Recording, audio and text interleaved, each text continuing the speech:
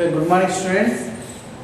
చివరి క్లాస్లో మనం 13వ నిలువు వరుస మూలకాలు లేక బోరాన్ ఫ్యామిలీ లేక థర్డ్ ఏ గ్రూప్ మూలకాలకు సంబంధించినటువంటి రసాయన ధర్మాలు మనం నేర్చుకోవడం జరిగింది. దీనిలో ముఖ్యంగా గాలితో చర్య, ఈ గాలిలో ఉండేటువంటి ఆక్సిజన్, నైట్రోజన్ ఈ మూలకాలు 13వ నిలువు వరుస మూలకాలతో చర్య జరిపి మనకు ఆక్సైడ్లను అదేవిధంగా నైట్రైడ్లను ఏర్పరుస్తాయనేటువంటి విషయాన్ని మనం చివరి క్లాస్లో తెలుసుకోవడం జరిగింది. ఒక్కొక్క పదార్థం ఒక్కొక్క రకమైనటువంటి స్వభావాన్ని కలిగి ఉంటుంది. అదేవిధంగా ముఖ్యంగా హాలోజన్లతో చర్య జరిపేటువంటి తత్వం ఈ థర్డ్ ఏ గ్రూప్ మూలకాలకు ఉంటుంది. ప్రధానంగా MX3 ఫార్ములా కలిగినటువంటి హాలైడ్లను ఏర్పరుస్తుంది అనేటువంటి విషయాన్ని మనం తెలుసుకోవడం జరిగింది. మరి ఈ హాలైడ్లను కనుక ఇక్కడ మనం పరిశీలించినట్లయితే మనకి ముఖ్యంగా ఇక్కడ BCl3 బోరాన్ ట్రైక్లోరైడ్, అదేవిధంగా BF3 boron trifluoride, or suppose AlCl3 aluminium trichloride or AlF3 aluminium trifluoride. So there all ఇవన్నీ మనకి వివిధ రకాలైనటువంటి మూలకాలకు సంబంధించినటువంటి హాలైడ్లుగా ఇక్కడ మనం తెలియజేస్తాం. మరి ఈ హాలైడ్లను కనుక ఇక్కడ మనం పరిశీలిస్తే ఈ హాలైడ్ అన్నీ లూయి ఆమ్లాలుగా మనం చెప్పడం జరిగింది ఇక్కడ. ఓకే, లూయి ఆమ్లాలుగా మనం తెలియజేస్తాం. మరి సర్వసాధారణంగా ఈ మూలకాలను కనుక ఇక్కడ మనం పరిశీలించినట్లయితే ఈ సమ్మేళనాలలో మనకి ఖాళీ ఆర్బిటాలు అనేటువంటివి ఇక్కడ మనకు కలిగి ఉండేటువంటి అవకాశం ఉంటుంది. ఇక్కడ ఖాళీ ఆర్బిటాలు అని ఇక్కడ కలిగి ఉండేటువంటి అవకాశం ఉంటుంది. మరి ఎప్పుడైతే సపోజ్ మనకు BCl3 అనేటువంటిది మనకు ఖాళీ ఆర్బిటాల్ని ఇక్కడ కలిగి ఉంటుంది అని చెప్తున్నాం. అంటే మనకు బోరాన్ అనేటువంటిది మధ్యస్థంగా ఉంటుంది. ఇది 3 క్లోరిన్ పరమాణువులతో మనకి అటాచ్మెంట్ అనేటువంటిది మనకి కలిగి ఉంటూ మనకి సమతల త్రిభుజాకార నిర్మాణాన్ని కలిగి ఉంటుంది. సో ఇది మనకి అమోనియాతో కనుక ఒకవేళ చర్య జరిపితే అక్కడ మనకి ఇక్కడ ఏ పదార్థం ఏర్పడేటువంటి అవకాశం ఉంటుంది అంటే NH3 bond Cl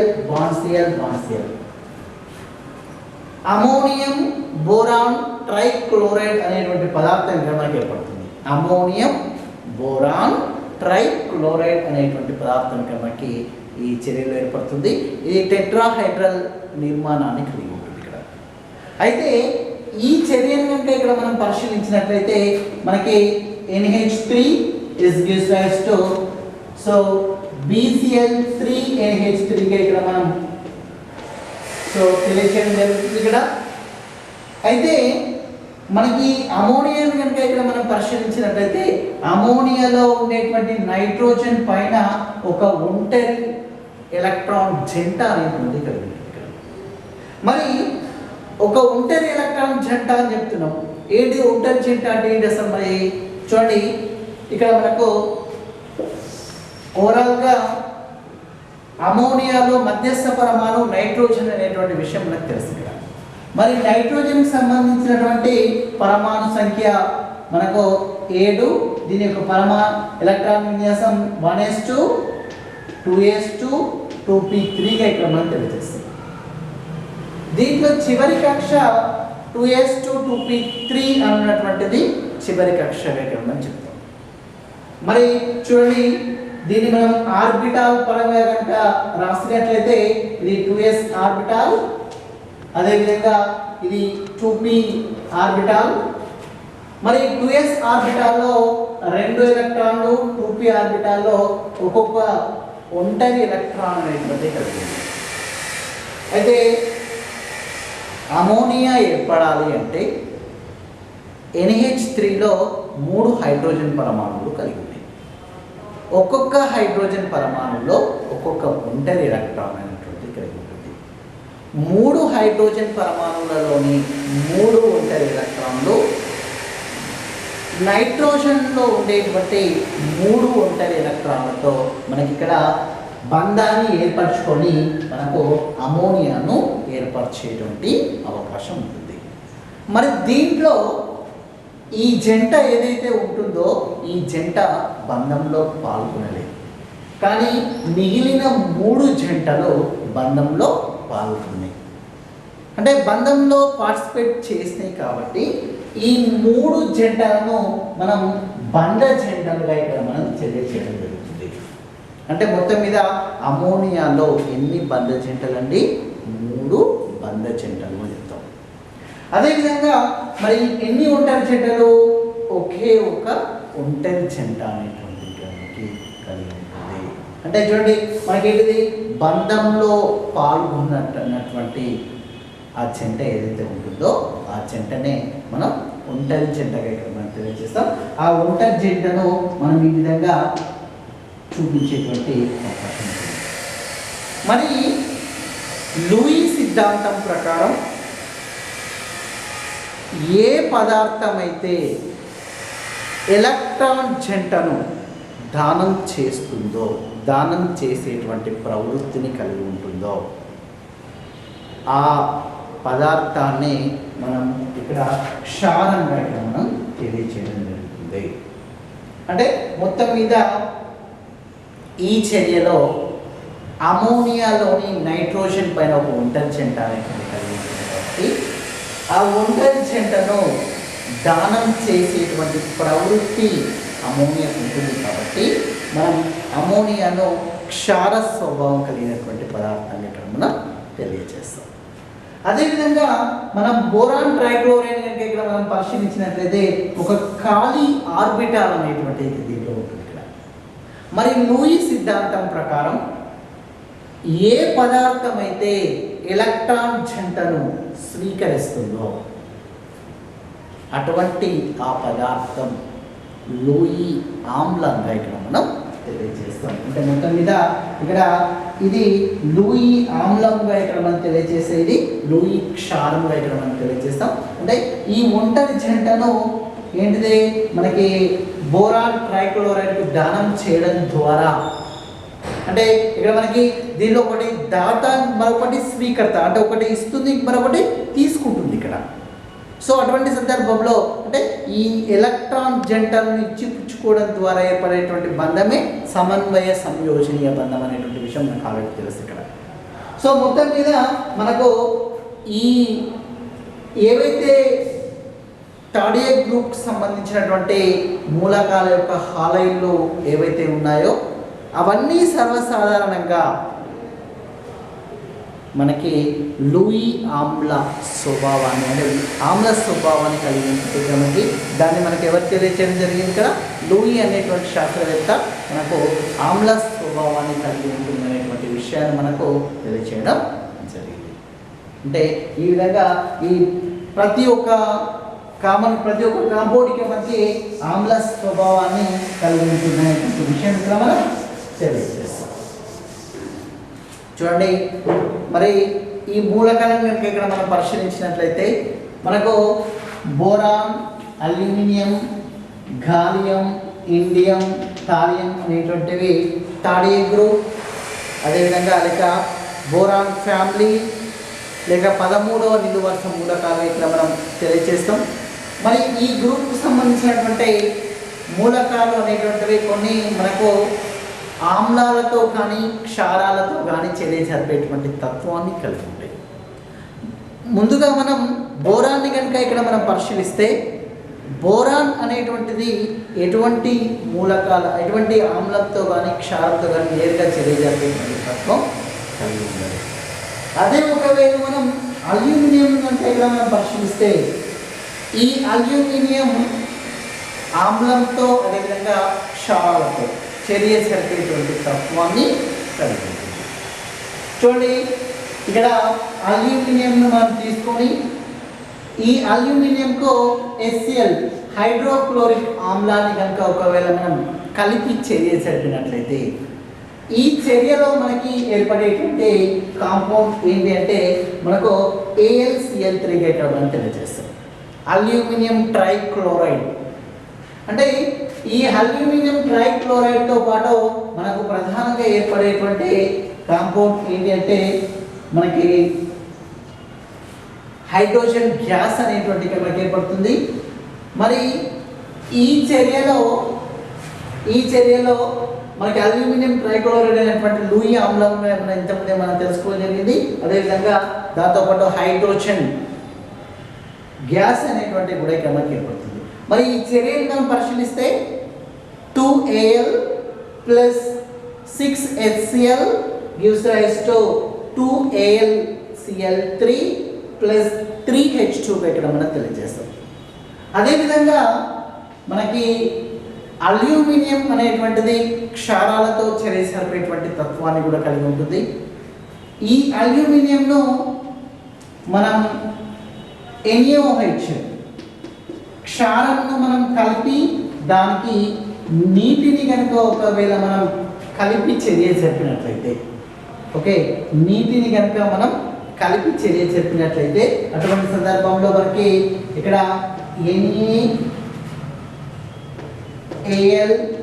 NaAlOH taken 4, okay, NaAlOH taken 4. So దాంతో పాటు ఇక్కడ మనకు హైడ్రోజన్ అనేటువంటి కూడా ఇక్కడ మనకి ఏర్పడేటువంటి అవకాశం ఉంది. అంటే మొత్తం మీద మనకి అల్యూమినియం సోడియం హైడ్రాక్సైడ్ అయినటువంటి క్షారంతో అదేవిధంగా నీటితోటి చర్య జరిపి మనకు NaAlOH టెకెన్ 4తో పాటు మనకు హైడ్రోజన్ అనేటువంటి మనకి ఏర్పడుతుంది. మొత్తం మీద మనకి సోడియం టెట్రాహైడ్రాక్సీ అల్యూమినేట్ 3గా ఇక్కడ మనం తెలియజేస్తాం. అంటే 3 అంటే మనకి రోమన్ లెటర్లో ఈ విధంగా ఇక్కడ మనం తెలియజేయడం జరుగుతుంది. అంటే అది మనకి దానికి సంబంధించినటువంటి ఆక్సీకరణ స్థితి లేక ఆక్సీకరణ సంఖ్య అని చెప్తాం. జస్ట్ లైక్ అంటే అల్యూమినియం అనేటువంటి ఏ విధంగా ఉంటుంది, ఇక్కడ +3గా ఉంటుంది కాబట్టి అంటే 3 ఎలక్ట్రాన్లను కోల్పోయి 3 సంయోజకతగా ఉంటుంది అక్కడ. సో అప్పుడు మనకి దానికి సంబంధించినటువంటి ఈ ఆక్సీకరణ సంఖ్య అనేటువంటి మనం ఈ విధంగా రోమన్ లెటర్లో 3తో ఇక్కడ మనం చూపించేటువంటి అవకాశం ఉంటుంది. సో మొత్తం మీద సోడియం టెట్రాహైడ్రాక్సీ అల్యూమినేట్ 3గా ఇక్కడ మనం తెలియజేస్తాం. అదేవిధంగా దాంతోపాటు హైడ్రోజన్ గ్యాస్ అనేటువంటి కూడా ఇక్కడ మనకి ఈ చర్యలో ఏర్పడేటువంటి అవకాశం ఉంటుంది. ఈ విధంగా మనకి బోరాన్ అనేటువంటిది ఆమ్లాలతో కానీ క్షారాలతో కానీ చర్య జరిపేటువంటి తత్వం కలిగి ఉండదు. కానీ అల్యూమినియం కనుక ఇక్కడ మనం పరిశీలిస్తే ఈ అల్యూమినియం ఆమ్లంతో అదేవిధంగా క్షారంతో చర్య జరిపి మనకి ఈ విధంగా డిఫరెంట్ టైప్స్ ఆఫ్ కాంపోనెంట్స్ని ఇక్కడ మనకి ఫామ్ చేసేటువంటి అవకాశం ఉంటుంది. ఓకే, సో ఇది మనకి ఆమ్లాలతో క్షారాలతో జరిగేటువంటి చర్య మనం తెలియజేస్తాం. ఈ విధంగా మనకు ఈ థర్డ్ గ్రూప్ మూలకాలు అనేటువంటివి ఆక్సిజన్తో కానీ నైట్రోజన్తో కానీ హాలోజన్లతో కానీ కొన్ని మూలకాలు ఆమ్లక్షారాలతో కానీ ఈ విధంగా చర్య జరిపి మనకు విభిన్నమైనటువంటి సమ్మేళనాలను ఏర్పరిచేటువంటి తత్వం కలిగి. ఓకే, సరే, మరి ఇక్కడ ఈ మూలకాలను కనుక ఇక్కడ మనం పరిశీలిస్తే చూడండి, థర్డ్ గ్రూప్ మూలకాలు మనం boron, aluminium, gallium, indium, thallium ఇవన్నీ ఈ గ్రూప్కి సంబంధించినటువంటి మూలకాలను ఇక్కడ మనం తెలియజేస్తాం.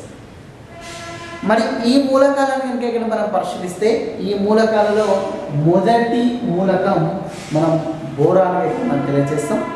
అయితే ఈ బోరాన్కి సంబంధించినటువంటి ధర్మాలను కనుక ఇక్కడ మనం పరిశీలిస్తే బోరాన్ యొక్క ధర్మాలు మిగిలిన మూలకాల యొక్క ధర్మాలను మనం పరిశీలిస్తే బోరాన్ యొక్క ధర్మాలు అనేటువంటి కాస్త విభిన్నంగా కలిగి ఉండేటువంటి అవకాశం. ఈ విధంగా మొదటి మూలకం మిగిలిన మూలకాలతో కాస్త విభిన్నతను చూపించడాన్ని అసంగత ధర్మంగా ఇక్కడ మనం తెలియజేస్తాం. అంటే మొత్తం మీద ఇక్కడ మనకి బోరాన్ అనేటువంటిది అసంగత ధర్మాన్ని కలిగి ఉంది అనేటువంటి విషయం చెప్తాం. అంటే అసంగత ధర్మం అంటే అర్థం ఏంటమ్మా, ఇక్కడ మనకి కాస్త విభిన్నమైనటువంటి ధర్మాలను కలిగి ఉండడం. అంటే మిగిలిన మూలకాలతో కంపేర్ చేస్తే కనుక కాస్త వ్యత్యాసం, కాస్త తేడా అనేటువంటిది మనకి కలిగి ఉండడం. మరి ఎటువంటి ధర్మాలు కాస్త వ్యత్యాసం చూపించేటువంటి అవకాశం ఉంటుందో చూద్దాం. చూడండి, ఇక మనకి ఈ మూలకాలను కనుక ఇక్కడ మనం పరిశీలిస్తే బోరాన్ అనేటువంటిది ఇక్కడ మనకి తక్కువ పరమాణు వ్యాసార్థాన్ని మనం కలిగి ఉండేటువంటి అవకాశం ఉంటుంది. మరి మిగిలిన మూలకాలను మనం పరిశీలిస్తే అత్యధిక పరమాణు వ్యాసార్థాన్ని కలిగి ఉంటుంది. ఓకే, ఇది ఒక మెయిన్ ఇంపార్టెంట్ పాయింట్ ఏంటని చెప్తాం. బోరాన్ అనేటువంటి తక్కువ పరమాణు వ్యాసార్థం కలిగి ఉంటే మిగిలిన మూలకాలు ఎక్కువ పరమాణు వ్యాసార్థాన్ని కలిగి ఉండేటువంటి అవకాశం ఉంటుంది.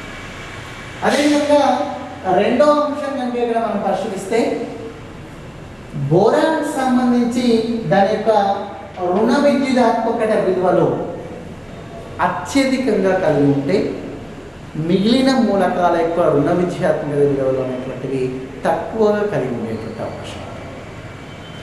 చూడండి, ఇక్కడ మూడో అంశం మనం పరిశీలిస్తే బోరాన్ అదేవిధంగా మిగిలిన మూలకాలు అనేటువంటివి కూడా మనకి వాటి యొక్క ఆక్సైడ్లను ఏర్పరుస్తాయి అనేటువంటి విషయం మనకు తెలుసు. అయితే మనకి బోరాన్ ఏర్పరిచేటువంటి ఆక్సైడ్ B2O3 మాత్రమే మనకు ఆమ్ల స్వభావాన్ని కలిగి ఉంటుంది. ఇక మిగిలిన మూలకాలు ఏవైతే ఉన్నాయో ఆ మూలకాల యొక్క ఆక్సైడ్లో కొన్ని ద్వంద్వ స్వభావాన్ని కలిగి ఉంటాయి, కొన్ని క్షార స్వభావాన్ని కలిగి ఉండేటువంటి అవకాశం ఉంటుంది. ఉదాహరణకు Al2O3 ఉంది. ఈ Al2O3 ద్వంద్వ స్వభావాన్ని కలిగి ఉంటుంది, అంటే ఆమ్ల స్వభావంతో పాటు క్షార స్వభావాన్ని కలిగి ఉంటుంది. అదే ఒకవేళ గాలియం ట్రైఆక్సైడ్ మనం పరిశీలిస్తే పూర్తిగా క్షార స్వభావాన్ని కలిగి ఉంటుంది. అంటే ముఖ్యంగా బోరాన్ ఏర్పరిచేటువంటి ఆక్సైడ్ మాత్రమే ఆమ్ల స్వభావాన్ని కలిగి ఉండేటువంటి అవకాశం ఉంటుంది. అదేవిధంగా నాలుగో అంశం మనం పరిశీలిస్తే బోరాన్ మాత్రమే పూర్తిగా ఇక్కడ మనం అలోహంగా ఇక్కడ మనం తెలియజేస్తాం. ఓకేనా, అంటే బోరాన్ అనేటువంటిది ఎటువంటి లోహ స్వభావాన్ని కలిగి ఉండేటువంటి తత్వం ఉంది. కానీ మిగిలిన మూలకాలను మనం పరిశీలిస్తే లోహ స్వభావాన్ని కలిగి ఉండేటువంటి అవకాశం ఉంటుంది. చూడండి, ఇక్కడ నాలుగో అంశం మనం పరిశీలిస్తే బోరాన్ ఏర్పరిచేటువంటి సమ్మేళనాలు ఏవైతే ఉన్నాయో అవన్నీ మనకి కోవలెంట్ స్వభావాన్ని కలిగి ఉంటాయి. ఉదాహరణకు BCl3 కానీ లేక బోరాన్ ట్రైఫ్లోరైడ్ కానీ ఇవన్నీ కోవలెంట్ స్వభావాన్ని కలిగి ఉంటే మిగిలిన మూలకాలు సపోజ్ అల్యూమినియం ఏంటి, ఇక్కడ అల్యూమినియం ట్రైక్లోరైడ్ ఫామ్ చేస్తుంది. అంటే మిగిలిన మూలకాలు ఏర్పరిచేటువంటి సమ్మేళనాలు ఏవైతే ఉన్నాయో అవి సర్వసాధారణంగా కొన్ని ఆయానిక స్వభావాన్ని కలిగి ఉండేటువంటి అవకాశం. అదేవిధంగా చూడండి, బోరాన్ ఏర్పరిచేటువంటి ముఖ్యమైనటువంటి హైడ్రాక్సైడ్ ఏంటి అంటే మనకు H3BO3 అంటే దీన్ని మనం ఇంకొక విధంగా BOH ట్రైస్ మనం తెలియజేస్తాం. బోరిక్ ఆమ్లము అని చెప్తాం, లేక ఆర్థో బోరిక్ ఆమ్లము అని చెప్తాం. బోరాన్ ట్రై హైడ్రాక్సైడ్ ఇక్కడ మనం తెలియజేస్తాం. ఈ బోరాన్ ఏర్పరిచేటువంటి హైడ్రాక్సైడ్ మాత్రమే ఇక్కడ ఆమ్ల స్వభావాన్ని కలిగి ఉండి మిగిలినవి క్షార స్వభావాన్ని కలిగి ఉండేటువంటి అవకాశం. అంటే ఈ విధంగా మనకి విభిన్నమైనటువంటి ధర్మాలు, మనకు చాలా రకాలైనటువంటి ధర్మాలు విభిన్నంగా మనకు ఈ మూలకానికి మిగిలిన మూలకాలకు ఇక్కడ కలిగి ఉండేటువంటి అవకాశం ఉంటుంది. అదేవిధంగా చూడండి, బోరాన్ ఏర్పరిచేటువంటి సమ్మేళనాలు మ్యాక్సిమం ప్రతి ఒక్క సమ్మేళనం జల విశ్లేషణ చెందుతుంది. అంటే జల విశ్లేషణ అంటే ఇక్కడ పూర్తిగా నీటిలో కరిగేటువంటి తత్వం.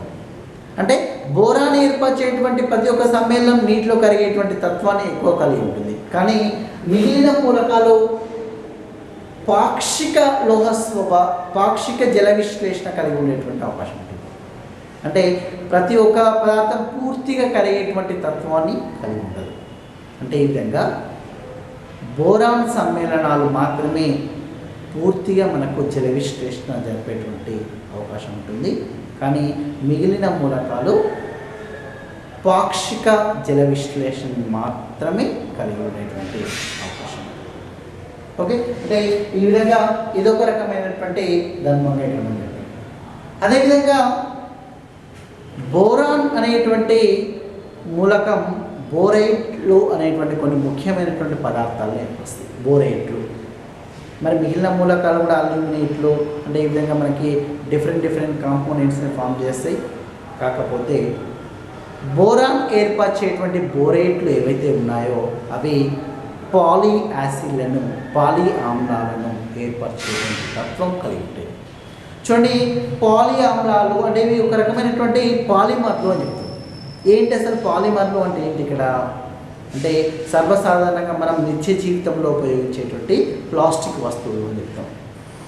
అంటే ప్లాస్టిక్ చైర్స్ కానీ చూడండి, వాటర్ ట్యాంక్ మనం ప్లాస్టిక్ ట్యాంక్ యూజ్ చేస్తాం, అటువంటి వాటర్ ట్యాంక్స్ కానీ లేక వ్యవసాయ రంగం నందు ఉపయోగించేటువంటి అగ్రికల్చర్ పైప్స్ ఉంటాయి చూసారా, పైప్స్ ప్లాస్టిక్ పైప్స్ అటువంటి పైపులు కానీ లేక ఈ విధంగా మనం పాలిథీన్ కవర్స్ ఇవన్నీ మనకి సర్వసాధారణంగా పాలిమర్స్ ఇక్కడ మనం తెలియజేస్తాం.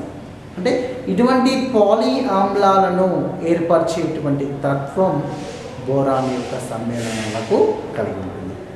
కానీ మిగిలిన మూలకాల యొక్క సమ్మేళనాలు మనకి ఈ విధంగా పాలీ ఆమ్లాలను కానీ పాలిమర్లను ఏర్పరిచేటువంటి తత్వాన్ని కలిగి ఉండవు. చూడండి, దీనిలో మనకి బోరాన్ కనుక ఇక్కడ మనం పరిశీలిస్తే బోరాన్ అనేటువంటిది కర్ణ సంబంధాన్ని కలిగి ఉండేటువంటి అవకాశం ఉంది ఇక్కడ. మరి కర్ణ సంబంధం అంటే ఏంటి? ఆ కర్ణ సంబంధం అనేటువంటి ఏ మూలకంతో కలిగి ఉంటుంది, దానికి సంబంధించినటువంటి అంశాలు ఏంటో మనం తర్వాతి క్లాస్లో చూద్దాం. ఇవి మనకు దీనికి సంబంధించినటువంటి అసంగత ధర్మం అంటే బోరాన్కి సంబంధించినటువంటి అసంగత ధర్మం ఇక్కడ మనం చేస్తాం. ఓకే, తర్వాత మనకి మిగిలిన అంశాలు తర్వాత క్లాస్లో నేర్చుకుందాం. ఓకే.